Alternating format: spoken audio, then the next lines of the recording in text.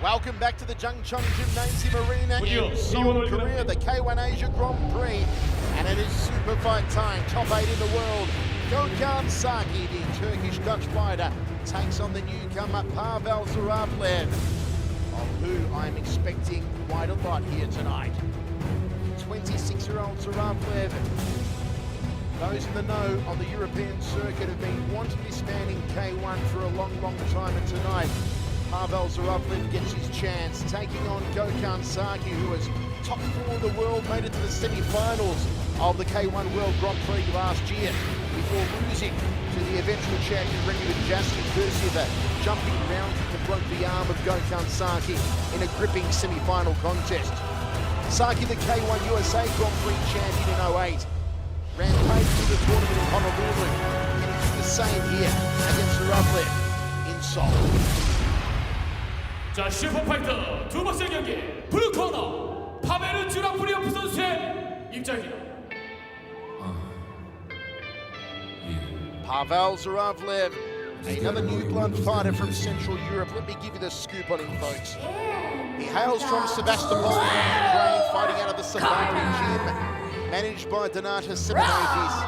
He is quickly becoming the William Morris agency of Central Europe. He manages fights of K1 Max Star welterweight champion Marius Sorokovich, and also this man, Pavel Zuravliov. Comes to the world, Pavel Zuravliov. Know him on the European circuit. Took part in the Kings Cup in Thailand in 2004, which is a huge deal. They get about 150,000 fans watching outdoors at the Kings Cup event every year. First weekend in December, Muay Thai in Thailand. He's been unbeaten in Russia's WBKF kickboxing league since 2007. He's riding a 10-fight win streak, which includes wins in an amazing 5 consecutive 4-man tournaments for Pavel Zuravliov. Won the 2007 European kickboxing heavyweight title by beating fellow Ukrainian and ex-K1 fighter Maxim Daledva by unanimous decision. Won the European super heavyweight title in October last year over Alexei Kudin. In March earlier this year, he beat Kudin again, and also beat the Latvian K1 champion Konstantin Suchov, both on the one night. In April, he won his second European kickboxing heavyweight title with 2 wins in one night over Evgeny Angelovich and Elvin Abasov. Pavel Zuravliov, you may not have heard of him, folks, but I tell you what, he's the real deal. And I may even go as far as to choose here tonight to predict that Pavel could cause an upset against Gökhan Saki. In Saki, you've got one of my favourite fighters. I know that he's one of these favourite fighters of K1 fans right around the world. Born in the city of the apricot orchards in Malatya, southeastern Turkey. These days, based on the favourite Golden Glory City, he's manager of Electric Swing Rush and weights and conditioning in the evening. And as I said, top 4 in the world, Gökhan Saki. Yeah, it'll be interesting to see. I'm going to get a little personal with Pavel here because I have a very hard time pronouncing his last name. So instead of murdering that, I think I'll just be real personal with him here. Pavel will be interesting because he won the King Cup championship. That's a big deal. I mean, I don't know if people really appreciate that. That's a huge deal. That's about the closest thing like K1 here. It's like the Super Bowl. The Super Bowl of Muay Thai, pretty much. Yeah, exactly. So, you know, he probably didn't have to face the same kind of guys that he's going to face in K1, but this is a very old-school guy. This is interesting what Saki's wearing. I'm not sure what it is. The Bam Bam shorts. Must be a Flintstone fan or something. He certainly wins the award as the fashion plate of the night, this Gökhan Saki. And I'll tell you what, a nicer guy in all of K1 you won't find. I know he's a friend of mine on Facebook, and I chat to him often on Facebook, Gökhan Saki, keeping me up to date with all of his fights and his training. And a real gentleman outside the ring is the Turkish-Dutch fighter Gökhan Saki. Pavel Zuravliov, with Donata Simonovic managing him, could be groomed for big things in K1, but a debut of fire quite literally here for Pavel, taking on Gökhan Saki in his K1 debut. Michael Chavello, Guy Mezger with you, round 1 of this super fight. Oh, I'll tell you something I like about Pavel right now. He's got a very quick counter left hook.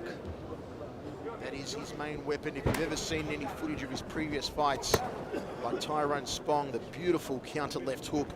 He also dips the left hand down the liver section quite well and has a wicked rear leg round kick to the head. A lot of his style is actually very reminiscent of Ruslan Karayev, the Russian K1 fighter. Quick with the hands, good counter fighting, a lot of aggression, solid technique. And as I said, even though it's his debut against a very experienced Saki, I am predicting maybe an upset here if Pavel turns it on, as he has so many times over in Europe. I think Saki's doing a good job, though. He's working that leg a lot, you know. If you notice that Pavel has a wide stance, generally means he likes to throw some good boxing skills, you know. But he's getting clipped, so you see he's shortening it up a little bit because he's gotten hit pretty hard with some pretty good kicks.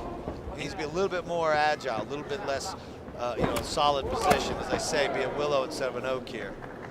Gökhan Saki's leg kicks are feared in the K1 world. You'd probably put him in the top 3 leg kickers in the K1 Grand Prix. Rimir Benjaski, Peter Ertz would be the top 2, and then Gökhan Saki's leg kicks would probably come in as the 3rd best of the bunch in K1. I'll tell you, Pavel's got a very quick counter left. Holy smokes.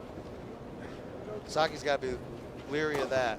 But again, he's doing a good job. You take away that left hand by chopping down that left leg. You take all the punching away when you chop that down hard enough. Central Europe has become another hotbed for K1. They're producing a swag of fighters lately, and look at that beautiful leg kick to the lead thigh from Pavel. And there's the counter hook, rip kick. Nice. Solid combination work from the Ukrainian Pavel Zuravliov. Nice turn back kick attempt. Saki goes for the inside lead thigh. Dropping body shot off the lead hand from Pavel. Snappy jab from the Ukrainian. Just he needs to do more of that, though. He needs a little bit more of that. He's got a great groin strike. Or did he hurt himself here, Gökhan Saki? No. Saki has heard a count being put on, and this could be tragic for Gökhan Saki. He may have hurt his foot. It may have hurt his foot or his ankle here, Gökhan Saki. I'm not quite sure. But what that tells me now, if he's injured himself, is how will it affect the use of that prime weapon and his leg kicks. Yeah, if he can't kick, he's going to be in a little bit of trouble here because you know, Pavel's a much quicker boxer, much quicker hands. Look at that, much quicker. I'll tell you what, Guy Mesga, Pavel on his K1 debut is looking like the top 8 fighter at the moment. What a first round. What a baptism for Pavel Zuravliov. I told you he was the real deal, and I told you a lot of the European fans in the know have been waiting for Pavel's introduction into K1. Finally, here he is, and we see the speed of Pavel Zuravliov. I don't know what he did.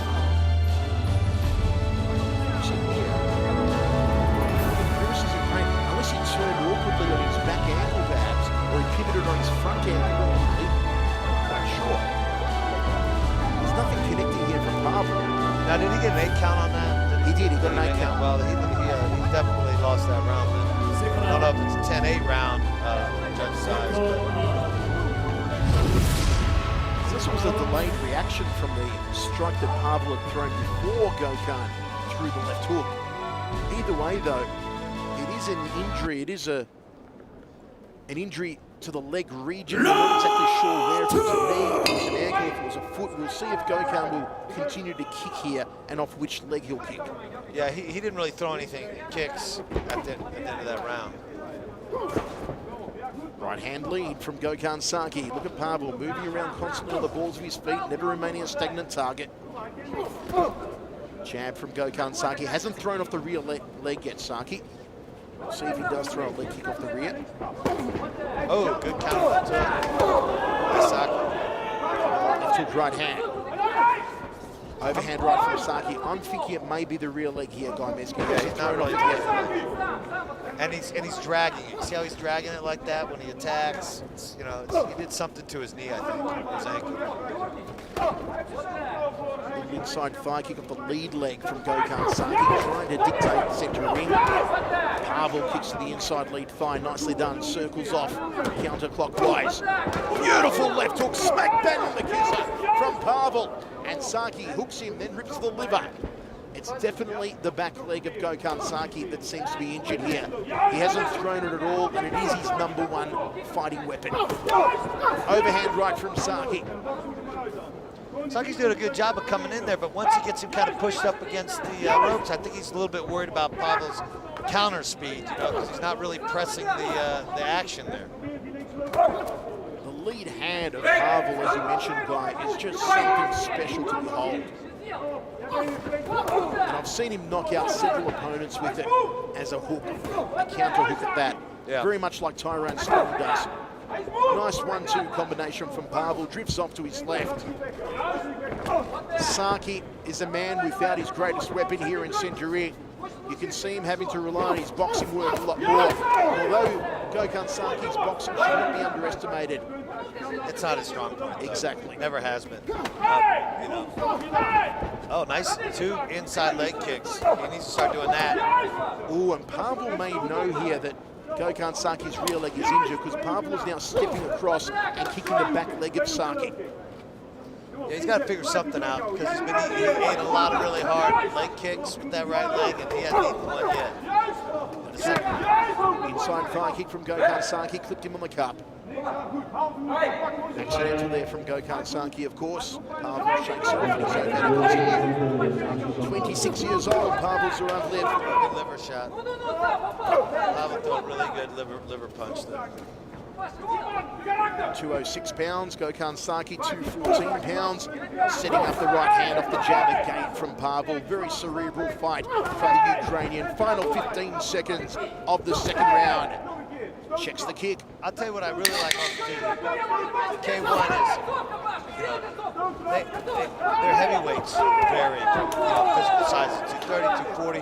Some of the most exciting ones are that 220 and below, you know, and that's where you see a little bit more athletic stuff. You see the hands and feet go together. I mean, look at Pavel here. You know, he's putting hands and feet together really well.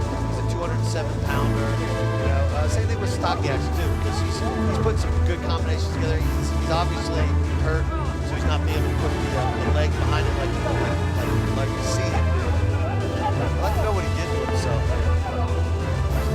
History at the moment, we don't see one kick off that rear leg of Gökhan Saki, so we know that it's left. Whoa, that hurt.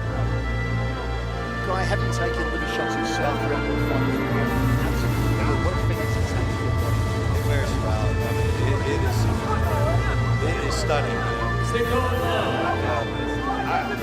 It's just absolutely stunning. It frees you dead to rights. You know, it shows you, these guys, how tough these guys are because, you can easily drop them. I mean, somebody with a, especially a liver shot like that. Third and final round. Saki is a man without the back leg to use here. I wonder what Core Hemmers was telling him in the corner. Well, I mean, the way I look at this fight here, I mean, I gave the first round Saki just on the leg kicks and stuff, but I gave the second round to Pavel. Agreed. Inside thigh kick from Saki, tries to double up on it. Still trying to use the legs as much as he can, even though it's only the front leg he can use now. Beautiful nice body shot, just digs it under the elbow. He needs to do more of that. Jab and then kiss up. Nice jab too from Pavel. Good straight, crisp punches. You see the experience here of these guys that have the fights to their credit as compared to the guys we saw earlier on, some of them making their debuts in stand-up and the like. The punching is much crisper, the straight line punches as opposed to the swinging, hooking punches. Yeah, another thing too is, which is kind of crazy, I know people think kickboxing kind of is an oriental thing, but the reality is the best kickboxers, especially middleweights and above, come out of Europe. Especially Holland, France, and now you're seeing a lot in Russia, Turkey. You're seeing a lot of Turkish fighters. So it's kind of interesting to see how it's really become a European sport versus, you know, a Japanese sport.